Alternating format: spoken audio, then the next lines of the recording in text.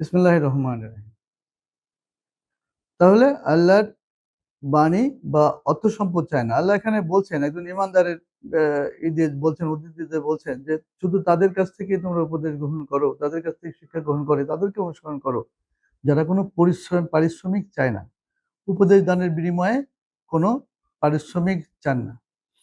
যে তিনি তার সম্প্রদায়ের লোকদেরকে বললেন, এখানে দেখেন আপনারা 36 নম্বর সূরায় 20-22 নম্বর আয়াত যদি পড়েন দেখবেন, বলছেন যে একজন তার সম্প্রদায়ের লোকদেরকে বলল যে তোমরা শুধু নির্দিষ্ট রাসূলদেরকে অনুসরণ করো, তারা যেন তাদেরকেই অনুসরণ করে করে যারা কোনো পারিশ্রমিক চায় না। যারা পারিশ্রমিক চায় তাদের কাছ থেকে উপদেশ গ্রহণ করতে আল্লাহ নিষেধ করেছেন। আল্লাহ উপদেশ গ্রহণ করতে আল্লাহ নিষেধ করেছেন। সুতরাং এদের জন্য আল্লাহ বলছেন যে এরা অন্যায়কারী, এবং তারা এ ব্যাপারে যা উৎপাদন করে আল্লাহর কিতাব বাণীসমূহ তার সাথে মিথ্যারোপ করে, যারা মিথ্যারোপ করে কিতাব লিখে শিক্ষাদান করে উপদেশ দিন দিয়ে সতর্ক করে যারা বিনিময়ের মাধ্যমে অর্থ উপার্জন করে, তাদেরকে আল্লাহ অন্যায়কারী বলে অভিহিত করেছেন। এবং দুনিয়ার জীবনেই তাদেরকে সাদা সাধন করাবেন। আল্লাহ বলছেন পরকালের শাস্তি আরো বড় যদি তারা জানত। এবং তারা যে উপার্জন করেছিল আল্লাহর বাণীসমূহ দিয়ে মানুষকে শিক্ষাদান উপদেশ দানের বিনিময়ে, যে মন্দ ফল তাদের কাছে প্রকাশ হয়ে পড়ে। আল্লাহ কিছুদিনের জন্য এদেরকে অবকাশ দেন। আল্লাহ বলছেন একটা আয়াতে যে অবকাশ দেন, শাস্তি যখন এসে যাবে এই দুনিয়ার জীবনে তখন তারা ঠেকাতে পারবে না। এবং আল্লাহ বলছেন যে আমার আয়াতের পরে, আমার নাজিলকৃত আয়াতের পরে তারা কোন বাণীতে বিশ্বাস করবে, কোন বিবরণ, কোন হাদিসে বিশ্বাস করবে। বলছেন প্রত্যেক মিথ্যুক পাপাচারীর জন্য যে শোনে আল্লাহর আয়াতসমূহ তার সামনে আবৃত করা হচ্ছে, তারপরও সে অবিচল থাকে। কিসের উপর অবিচল থাকে? যে ওই হাদিসের উপর অবিচল থাকে। মিথ্যুক পাপাচারীরা যে সমস্ত তাদের ধারণা এবং অনুমান বলে বানানো হাদিসের উপর তারা উদ্ধত্যের সাথে অবিচল থাকে, যেন আল্লাহর বাণীসমূহ তারা শুনতেই পায়নি। এবং আল্লাহর বাণীসমূহ তারা হুজুয়ান হিসাবে, রিডিকুল হিসাবে, পরিহাসের পাত্র হিসাবে গ্রহণ করে। আল্লাহ বলছেন যে যা তারা উপার্জন করছে, এই উপার্জনের বিনিময়ে আল্লাহ শাস্তি দেবেন তাদেরকে।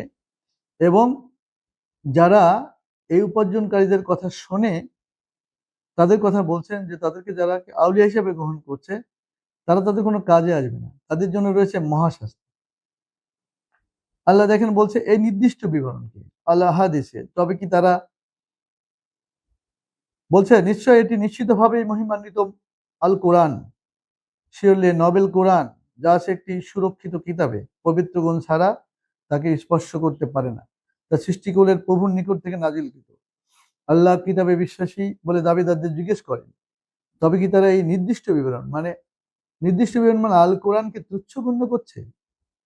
তাহলে আল্লাহ আল কোরআনকেও কিন্তু হাদিস হিসাবে অভিহিত করেছেন। কয়েকটা আয়াতে আল্লাহ বলেছেন যে আমার বিবরণ এটা হলো আল্লাহর বিবরণ, নির্দিষ্ট বিবরণ আল হাদিসি। তারা তারপরে তার সাথে মিথ্যারোপ করে রিজিক বানিয়ে নিয়েছে। আল্লাহ বলছেন যে আল কোরআনের বাণীসমূহ মিথ্যারোপ করে, যেসব বাণীসমূহ দিয়ে তারা কিতাব বানিয়ে বিক্রয় করে, তার দিয়ে মানুষদের শিক্ষা দেয়, উপদেশ দেয়, তার বিনিময়ে যারা যে উপার্জন করে,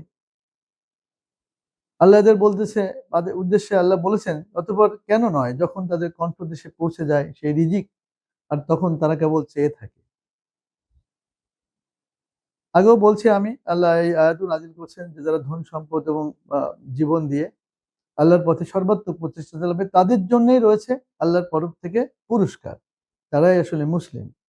একজন রাসূল পাঠিয়েছেন, আল্লাহ বলছেন দেখেন তিনি নিরক্ষরদের মাঝে একজন রাসূল পাঠিয়েছেন যে তাদের কাছে পাঠ করে আয়াতসমূহ, অতএব তাদেরকে পবিত্র করে, তাদেরকে শিক্ষা দেয় নির্দিষ্ট কিতাব, আল্লাহর কিতাবের প্রজ্ঞা, যদিও ইতিপূর্বে তারা স্পষ্ট ভ্রান্তিতে ছিল। আল্লাহ 68 নম্বর সূরায় বলছেন যে 44-46 নম্বর আয়াতে যে আল্লাহকে যেন ছেড়ে দেওয়া হয়, ছেড়ে দাও আমাকে, যারা এই নির্দিষ্ট বিবরণের সাথে মানে আল্লাহ আল কোরআনের সাথে যারা মিথ্যারোপ করে, আল্লাহ তাদের এমনভাবে ধীরে ধীরে পাকড়াও করবেন তারা জানতেও পারবেন। তিনি তাদেরকে অবকাশ দেন। আল কোরআন বাণীসমূহ তিনি কি তাদের কাছে পরিশ্রমিক চাচ্ছেন? আল্লাহ বলছেন যে তিনি কি তাদের কাছে পরিশ্রমিক চাচ্ছেন?